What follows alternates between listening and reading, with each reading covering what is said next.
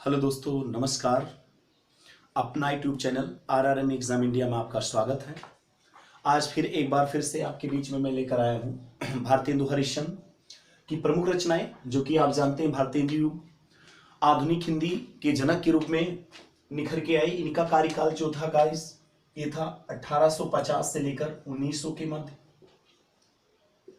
1850 से 19 इन्हीं के जो है बालकृष्ण भट्ट, प्रताप नारायण मिश्र, बद्री जो है नारायण चौधरी, प्रेमघन वाद, ये सब भारतेंदु युग से ताल्लुक रखते हैं। तो भारतेंदु जो है काफ़ी इनकी भारत दुर्दशा जैसे और नील कुसुम और इनकी प्रथम मासिक पत्रिका काव्यचंद सुधा, प्रेमलता, प्रेम पुरवारी, प्रेम मल्लिका, प्रेम सुवर्ण, प्रेम सरोवर, प्रेम तरंग आदि तमाम इनकी जो है प्रमुख रचनाएं हैं जो एग्जाम में आपके पूछे जाते हैं। आज फिर इन पे भी एक स्टोरी मैंने डिजाइन दी है।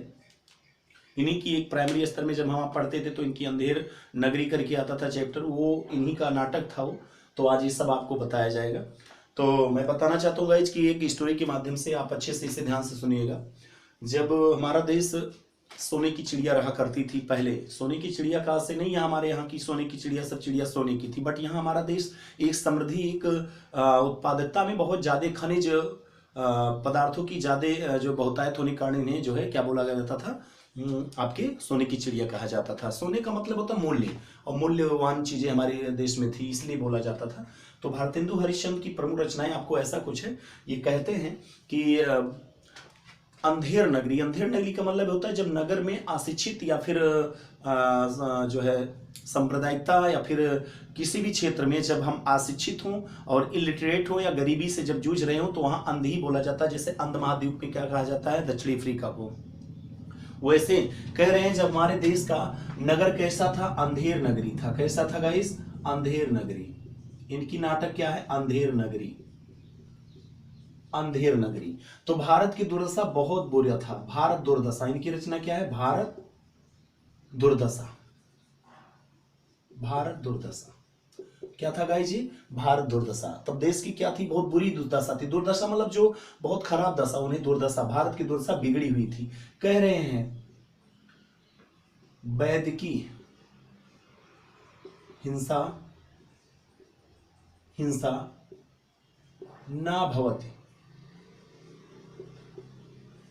ना भवती। वैदिकी हिंसा ना हुई होती तो भारत की दुर्दशा ना बिगड़ी होती। अंधेर नगर ना हुआ होता तो भारत की दुर्दशा ना बिगड़ी होती। कह रहे हैं भारतेंदु हरिश्चंद्र, मुझे याद है वो कर्पूर मंजरी। क्या गाइस, कर्पूर मंजरी, कर्पूर मंजरी। वो मुझे मंजर याद है जब हमारे देश में सत्य हरिश्चंद्र रहा करते थे। सत्य हरिश्चंद्र रहा करते थे। और भारत जननी, भारत जननी कौन रहता था गाइस, भारत जननी। ये सब इनकी रचनाएं निकलती जा रही हैं। कैसा भारत दुर्दशा बिगड़ा, इसका कारण अंधेर नगरी और वैदिकी हिंसा ना हुई होती, यानी ना भवती, तो भारत दुर्दशा ना बिगड़ती। और मुझे याद है वो कर्पूर मंजर, मंजर मतलब होता दृश्य, वो कर्पूर मंजरी याद है जब यहाँ पर सत्य हरिश्चंद्र रहा करते थे और भारत की जननी थी। और भारत की जननी में गाइस काफी लोगों का नाम लिया गया, जैसे श्री चंद्रावली, श्री चंद्रावली, सुलोचना, नील देवी, कश्मीर कुसुम, विद्या सुंदर, विद्या सुंदर, विद्या सुंदर, मदलसा बानो, मदलसा बानो, नील देवी, श्री चंद्र, लीलावती, लीलावती, लीलावती। तो भारत जननी में श्री चंद्रावली, सुलोचना, नील देवी, कश्मीर कुसुम, विद्या सुंदर, मदलसा बानो, लीलावती और आपके रत्नावली, रत्नावली, ये सब भारत की जननी थी गाइस। क्या थी, भारत की जननी थी। श्री चंद्रावली, सुलोचना, नील देवी, विद्या सुंदर, कश्मीर कुसुम, मदलसा बानो, लीलावती और रत्नावली, ये सब क्या थी, भारत की जननी। ऐसे वीरांगना थी, वहां खूब लड़ी मर्दानी, वहां तो झांसी वाली रानी थी, यानी ऐसे झांसी रानी की तरह। ये सब भारत में जब थी ना तो भारत की जननी कही जाती। तब भारत का दुर्दशा बिगड़ा नहीं था। सत्य हरिश्चंद्र थे, इतने ईमानदार थे कि भगवान इनकी परीक्षा लेने के लिए जमीन पे आ गए थे। ये सब चीजें बताई जाती है। ये सब होने के बाद गाइस स्टोरी अच्छे से समझना, भारत की दशा क्यों बिगड़ी, जब अंधेर नगरी थी। और एक कारण मैंने बताया, जब वैद्य की हिंसा ना हुई होती। बता रहे हरिश्चंद्र जी कि जब हमारे देश में सत्य हरिश्चंद्र जैसे लोग रहते थे और भारत की जननी थी। जननी में कौन कौन थी, जैसे श्री चंद्रावली, सुलोचना, नील देवी, विद्या सुंदर, कश्मीर कुसुम, मदरसा बानो, सुलोचना, और आपके थी क्या नाम है, लीलावती और रत्नावली और विद्या सुंदर। तो आप ये सब क्या थी, भारत की, ये भारत की जननी कही जाती थी। क्या थी ये, भारत की जननी कही जाती थी। ये सब होने के बाद गाइस तो इतनी तेज थी कि ये सती प्रताप के नाम से फेमस थी। सती प्रताप, इनकी रचना का क्या नाम है, सती प्रताप। किसके नाम से गाइस, सती प्रताप के नाम से। लेकिन कहीं ना कहीं कुछ अच्छे लोग कभी कभी पाखंडियों के बीच में आ जाते हैं, तो ये चली जाती है कि इनके बीच में पाखंड विडंबन। इनकी रचना का क्या नाम है, पाखंड विडंबन। पाखंड विडंबन, पाखंड यानी इनके झांसी में आ जाती हैं। वो जो राक्षस रहते हैं ना, राक्षस रहते हैं, वो इनसे क्या लेना चाहते थे, मुद्रा। क्योंकि ये रानी थी, रागी थी। मुद्रा राक्षस किसकी है, भारतेंदु हरिश्चंद्र की। ये मुद्रा राक्षस यानी राक्षस क्या लेना चाहते थे, मुद्रा। किनसे, इन रानियों से, इन राज्ञी से, भारत की जननी से। ये पाखंड में आके जो है उलझ गई थी। ठीक, भारतेंदु हरिश्चंद्र कह रहे हैं कि ऐसे व्यक्ति मिलना बहुत दुर्लभ है। दुर्लभ मतलब दुर्लभ बंधु। इनकी रचना का क्या नाम है, दुर्लभ बंधु। ऐसे लोग मिलना यहाँ बहुत ही मुश्किल है गाइस। जैसे लगता है दुर्लभ, दुर्लभ का मतलब तो जो जल्दी ना मिले, कठिनाई से मिले, आई मीन मिलबे ना करे, इसको क्या कहते हैं, दुर्लभ। दुर्लभ बंधु कहते हैं, दुर्लभ बंधु। अगर मिल भी जाते हैं ना तो धनंजय, जैसे धनंजय विजय प्राप्त हो जाएगा। क्या हो जाएगा गाइस, धनंजय विजय, मुझे विजय प्राप्त हो जाएगा। ऐसे लोग कहाँ मिलते हैं, अच्छे लोग जल्दी कहाँ मिलते हैं। वही कह रहे हैं कि भारत की जननी के लिए अगर देखा जाए तो सत्य हरिश्चंद्र भारत की जननी, जैसे श्री चंद्रावली, सुलोचना, नील देवी, कश्मीर कुसुम, विद्या सुंदर, मदरसा बानो, लीलावती, रत्नावली, ये सब इनकी सब क्या है, नाटक है, कहाँ रचना है, कहानी है, निबंध है। ये सब किसकी है, भारतेंदु हरिश्चंद्र की। ऐसे लोग मिलना क्या है, दुर्लभ बंधु। और अगर मिल भी जाते तो क्या हो जाता गाइस, धनंजय विजय मिल जाएगा। क्या मिल जाएगा, धनंजय विजय। तो लोग कहते हैं अच्छा यार छोड़ो, जो बातें बीत चुकी है उसको आप छोड़िए, उस पर मिट्टी डालिए। अब भारत वर्ष उन्नत कैसे हो सकती है, अब बताइए क्या हो सकता है। तो भारत, कह रहे हैं लोग, भारत वर्षो उन्नत कैसे हो सकती है, भारत वर्षोन्नत कैसे हो सकती है। ये इनकी रचनाएं हैं, भारत वर्षोन्नत कैसे हो सकती है। तो हमारे हिंदू धर्म में कहा जाता है कि कोई भी कार्य करने के लिए भगवान का नाम लिया जाता है, चाहे वो कोई संस्था हो, कारखाना हो, या कोई घरेलू ऐसा कार्य हो जिसमें भगवान का नाम लिया जाता है, ऐसा ही करते हैं। तो इसमें ही भारत बोलने, तो लोगों ने कहा पहले तो काम आप करिए धर्म के लिए, सरयू पार यात्रा कर लीजिए, सरयू पार की यात्रा, सरयू पार की यात्रा। उसके बाद हरिद्वार की यात्रा, हरिद्वार की यात्रा। उसके बाद गाइस लोगों ने कहा, हरिद्वार की यात्रा के बाद ये कहा कि आप इसी बहाने चल के देख लेते नवाबों की नगरी में, लखनऊ की यात्रा इसी समय कर लेते हैं। महाराष्ट्र देश का इतिहास, महाराष्ट्र देश का इतिहास भी जान लेते हैं। इसी बहाने दिल्ली दरबार दर्पण कानून भी देख लेते हैं, दिल्ली दरबार दर्पण, दिल्ली दरबार दर्पण भी घूम लेते हैं। ये सब चीजें हम करके आते हैं अगर, और इसी बहाने चलो इसी हाथों हाथ कलकत्ता की यात्रा भी कर लेते हैं। कहां बार बार आने का मौका मिलेगा, कलकत्ता की यात्रा, ये सब इनकी यात्रा वृतांत है। कलकत्ता की भी यात्रा कर लेते हैं गाइस। तो ये कह रहे हैं कि भारत वर्षोन्नत कैसे हो सकती। तो लोगों ने कहा यार पहले एक काम करो, गंगा तो बहुत दूर है बट सरयू नहा लो, यानी सरयू पार की यात्रा कर लो।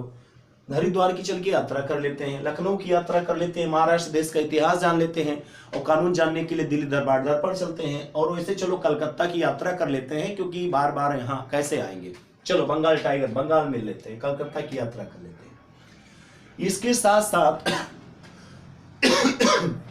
लोगों ने ये कहा गाइस, इसी के साथ साथ हमारे यहाँ के कुछ कवि हैं, उनके वचन अमृत समान है, आई मीन सुधा समान है। इनकी प्रथम हिंदी की प्रथम मासिक पत्रिका क्या है गाइस? कवि वचन सुधा। क्या है? वचन सुधा। इनकी प्रथम मासिक पत्रिका क्या है? कवि वचन सुधा है। लोग कवि तो बोले, कौन कौन से कवि? तो बताने लगे सूरदास, इनकी रचना का नाम महात्मा मोहम्मद। ये हमारे समाज में कुछ ऐसे चीजों का प्रयोग करके गए हैं कि समाज में अगर वो बातों को फैलाएंगे ना तो लोगों का कल्याण होगा और देश उन्नति की ओर चला जाएगा। लोगों ने कहा क्या? कहे कि प्रेम सरोवर, प्रेम सरोवर, प्रेम तरंग, प्रेम फुलवारी,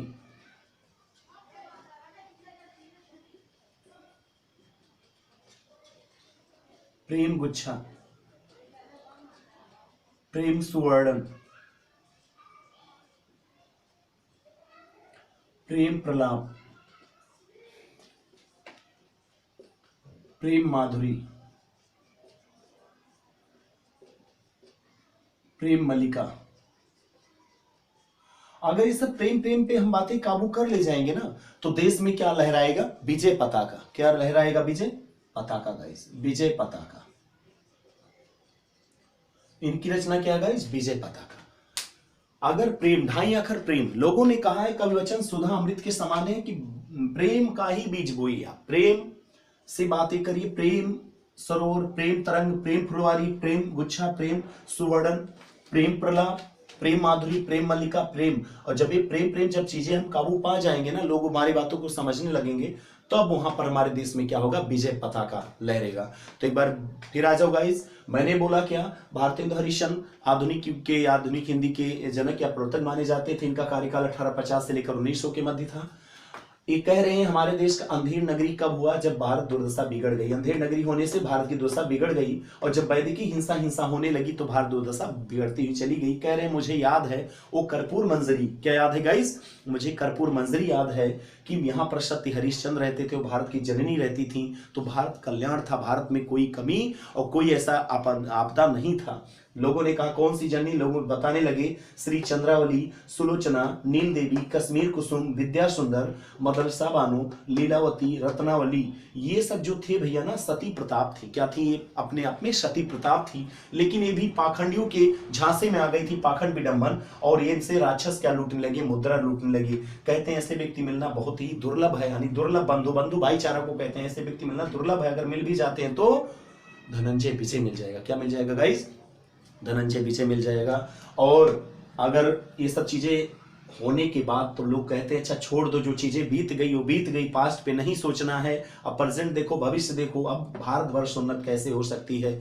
तो लोगों ने कहा यार कोई अच्छा कार्य करने के लिए पहले पूजा पाठ करते हैं, चलो सरयू पार यात्रा कर लेते हैं, और हरिद्वार की, भगवानों की यहाँ देव रहते हैं, हरिद्वार की यात्रा कर लेते हैं, लखनऊ की यात्रा, महाराष्ट्र देश का इतिहास जान लेते हैं, और दिल्ली दरबार दर्पण और कलकत्ता की भी, इसी हाथों हाथ में कलकत्ता की भी यात्रा कर लेते हैं। ये सब करने के बाद, आने के बाद, तब कवि वचन के सुधा, यानी कुछ कवि के वचन सुधा समान है। कैसे गाइज? कुछ कवि के वचन किसके समान? सुधा अमृत के समान है। वो कौन कौन से कवि? सूरदास, जयदेव, महात्मा मोहम्मद, ये सब इनकी रचनाएं हैं। भारतेंदु हरिश्चंद्र की काव्य संग्रह है। लोगों ने कहा था ऐसे कवि कि प्रेम सरोवर यानी तालाबों से, उनके झरनों से, प्रेम फुलवारी, गुच्छा, प्रेम प्रलाप, प्रेम माधुरी, प्रेम मल्लिका, अगर आप ऐसे चीजें पे ध्यान दोगे, यानी सभी चिड़िया, मानुष, दानव, मृत या जीवित या जितने नेचुरल या सार्वभौमिक सृष्टि में जितनी वस्तुएं हैं उन पे अगर प्रेम करोगे, अगर उन्हें सजो के रखोगे, तो शायद आपके देश में फिर एक बार विजय पताका हो, तभी भारतवर्ष उन्नत हो सकती है। तो हमें उम्मीद है गाइस आप सबको बेहद पसंद आया होगा, और वीडियो को आप शेयर करिए, नए हैं तो सब्सक्राइब करिए। आप जानते हैं मेरा चैनल RRM एग्जाम इंडिया, और इसे दूर दूर तक फैलाए ताकि ये स्टोरी किसी के माध्यम से जाने से किसी का भविष्य बन भी जा सकता है। वनडे एग्जाम्स में अभी पूछा गया था, एग्जाम में नील देवी पूछा गया था, नील देवी आया हो एग्जाम में है, भारद्वाजा पूछा जाता है, लीलावती भी कई बार एग्जाम में पूछा गया, मुद्रा राक्षस वेरी वेरी इंपॉर्टेंट है। तो गाइस जिस पे विशेषकर आप ध्यान देते चलिएगा, ये सब चीज़ें आपके बीच में मेहनत करके हम लाते हैं, तो इसे जो है आप व्यर्थ मत जाने दीजिए, इसको शेयर करिए आप अच्छे से। और जहाँ तक है कि अगर आप चाहते हैं तो ये वीडियो को आप दूर दूर तक शेयर करेंगे, ठीक है। और कभी भी आप डिमोटिवेट मत रहिए, और कभी भी किसी के बातों में झांसों में मत आने का प्रयास करिए, क्योंकि दोस्तों हम जानते हैं कि अगर कुछ करना है तो लोगों का प्रेम साथ होना बहुत जरूरी है। और हमें राजनीति नहीं करनी है, हमें पढ़नी है। अगर अच्छे से आप पढ़ोगे तो कल का अगर कोई वैकेंसी आती है तो उसमें आपका ही एक सीट होगा। तो मैं चाहता हूं आप मेहनत से पढ़िए, कभी अपने आप को डिमोटिवेट मत रखिए, आप अच्छे से खुश रहिए, अच्छे से उस पे ध्यान दीजिए, और जो है अपने सब्जेक्ट पे, हर सब्जेक्ट पे आप समय दीजिए। जो आपका ज़्यादा कठिन है उस पर ज़्यादा समय दीजिए, और जो रेशियो में है उससे पे कम समय, लेकिन उस पर भी समय आप दीजिए। अच्छे से आप पढ़ाई करिए, और जो है इन्हीं बातों के साथ, और ये चीज़ें आप स्टोरी में शायद आपके साथ कोई रह रहा हो, या फिर आप कहीं से बातचीत करके डिस्कस करने से आपको याद हो जाएगा, स्टोरी आपको याद हो गई होगी। बस आज के लिए इतना ही, धन्यवाद।